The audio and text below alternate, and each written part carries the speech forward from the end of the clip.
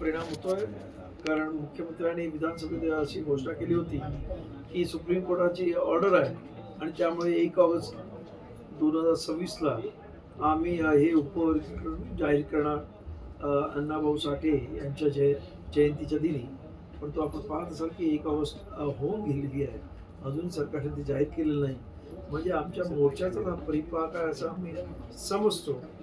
आणि आमचे मोर्चे हे आता म्हणजे परभणीपासून, मुंबईपासून ते पुणा असेल, नांदेड असेल, बुलढाणा, सोलापूर अनेक ठिकाणी झाले आणि अजून होणार आहेत.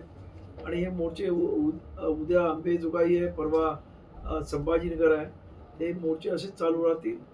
आधी जिल्हा वाईज, नंतर तालुका वाईज, आणि हे हिवाळी अधिवेशनापर्यंत हे मोर्चे चालू राहतील. आणि जर सरकार ऐकलं नाही हिवाळी अधिवेशनापर्यंत, तर मग आम्हाला या हिवाळी अधिवेशनामध्ये विधानसभेला घेराव घालावा लागेल. त्यामुळे सरकारला आमची विनंती आहे की हे अशा पद्धतीचं काही उग्र या महाराष्ट्रामध्ये घडू नये. कारण आपला जो प्रयत्न आहे की आपण हिंदू, मुस्लिम किंवा कुणबी, मराठा, त्याचबरोबर धनगर, आदिवासी आणि आज इथे असणाऱ्या अनुसूचित जातीमध्ये जे वाद लावण्याचे प्रयत्न करत आहे, आम्ही ते कदापि यशस्वी होऊ देणार नाही. आणि या इथं आज सुद्धा आमच्या बरोबर 90% मातंग समाज आमच्या बरोबर आहे. जो काही BJP बरोबर असणारी जी काही मंडळी आहे, ज्यांना काहीतरी BJPने दिलेलं आहे, तीच मंडळी त्यांच्या बरोबर आहेत आणि ते हा वाद निर्माण करण्याचा प्रयत्न करतात. आम्ही सर्व एकसंघ आहोत, होमोजिनस ग्रुप आहे अनुसूचित जाती, आणि तो तसाच पुढे सुद्धा राहील. आणि आज आमच्याबरोबर अनेक जातीचे म्हणजे ह्या 59 जातीमध्ये बहुतेक सर्व जाती आमच्याबरोबर स्वतःहून या म्हणजे खाटीक असतील, ढोर असतील, आज आमचे चर्मकार समाजाचे बबनराव घोलप आहेत, बाबूराव माने आहेत, खामकर आहेत, अनेक मंडळी त्यांच्या वेगवेगळ्या संघटना घेऊन आज या आंदोलनामध्ये सामील होत आहेत. आणि त्यामुळे हे आंदोलन एक अत्यंत ताकदीनं महाराष्ट्रावर चालू आहे. आणि म्हणून सरकारला आमचं सांगणं आहे की अशा पद्धतीने तुम्ही जो आमच्यामध्ये भांडणाचा घाट घातला आहे तो थांबवा, आणि काही झालं तरी आम्ही हे उपवर्गीकरण होऊ देणार नाही.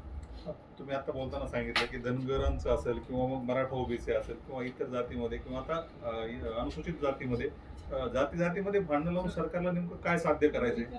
याच्यामध्ये आपण लक्षात घ्या की जे सरकार आहे ते खास करून या इथं असणाऱ्या अल्पसंख्याक समाजाचं आहे. मी नाव घेऊ इच्छित नाही. त्यांना हे जर बहुजन एकत्र आले तर आपलं काय होईल ही भीती वाटते. आणि त्यामुळं ते अशा पद्धतीने वाद निर्माण करून आपली सत्ता म्हणजे तोडा फोडा जोडा आणि राज्य करा, अशा पद्धतीची राजनीती आहे. आणि तोच हा प्रयत्न आहे. दिल्लीमध्ये जंतर मंतरवरती आंदोलन झालं, त्या ठिकाणी देखील बाबासाहेबांचा फोटो घेऊन, संविधान घेऊन हे आंदोलन लढलं गेलं. आज त्यांच्यावरती लाठीचार्ज झाला, ज्या पद्धतीने सगळं महाराष्ट्राने देशानं पाहिलं. तर आजही तशाच पद्धतीनं जो आंबेडकरी चळवळीमध्ये या उपवर्गनाच्या अनुषंगाने जो संताप आहे तो कुठेतरी रस्त्यावरती येतोय का, आणि सरकारला काय इशारा असेल? बघा, प्रचंड उद्रेक आहे, जन आक्रोश आहे, लोक रस्त्यावर येत आहेत. परंतु आम्ही सर्व जी काही म्हणजे प्रमुखानं चर्मकार समाज आहे, आम्ही आंबेडकरवादी आहोत आणि काही इतर समाज, याच्यातले नेतृत्व या सर्व जन आक्रोशाला शांततेमध्ये लोकशाही पद्धतीने आपलं हा निषेध आणि आपली मागणी कशी मान्य करून घेता येईल हा आमचा प्रयत्न आहे.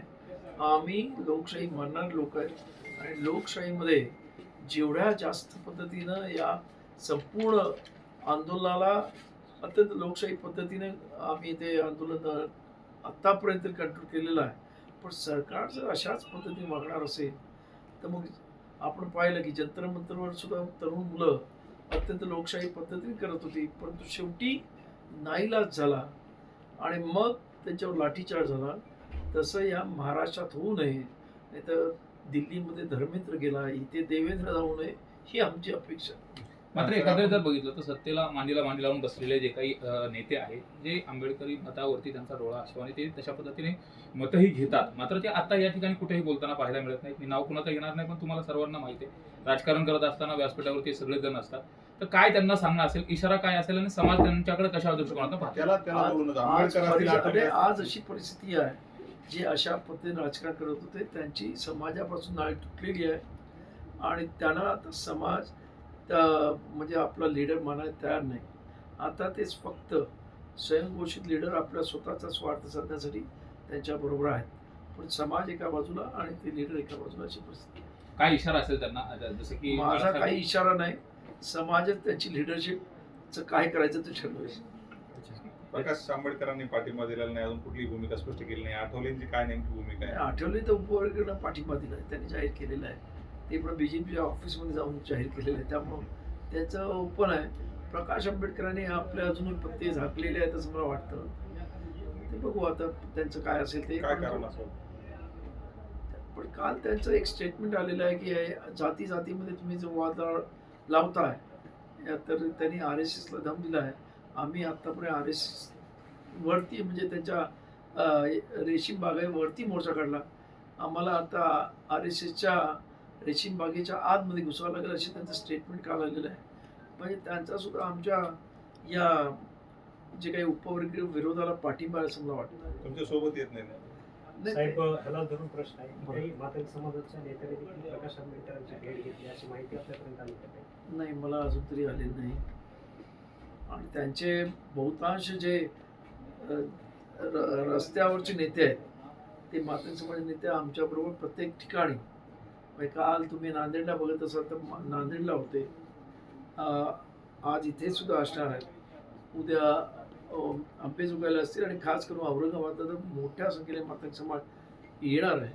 त्यामुळं हे जे काही सोकॉल्ड मातंग समाज नेते आहेत ते आमच्या मते खरे नेते नाहीत, खरे नेते आमच्या बरोबर आहेत. शेवटचा प्रश्न, सरकारला काय इशारा असेल या मोर्चाच्या माध्यमातून? आमचं सरकारला सांगणं आहे की आतापर्यंत आम्ही अत्यंत चांगल्या पद्धतीने एक दिलाने अनुसूचित जाती राहत होतो. उगाच आम्ही आमच्यामध्ये वाद लावू नका. ही आमच्या कोणाची आज या उपवर्गीकरणाला तयारी नाही, कोणाची इच्छा नाही आणि ही जबरदस्तीने तुम्ही करताय ते कुठे ते थांबवा आणि हे उपवर्गीकरण रद्द करा, ही आमची मागणी आहे. या अगोदर महाराष्ट्रामध्ये सेव्ह मेरिट नावाने काही आंदोलन झाले, मोर्चे झाले.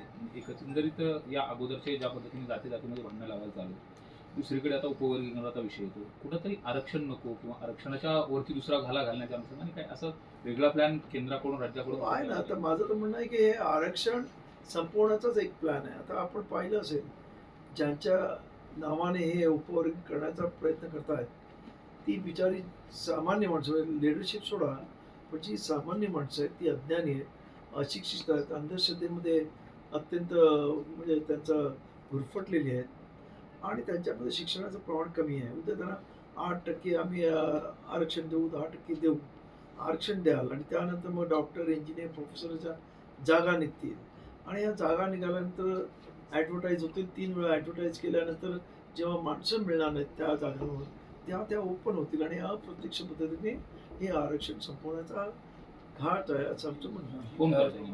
हे सरकारच करते.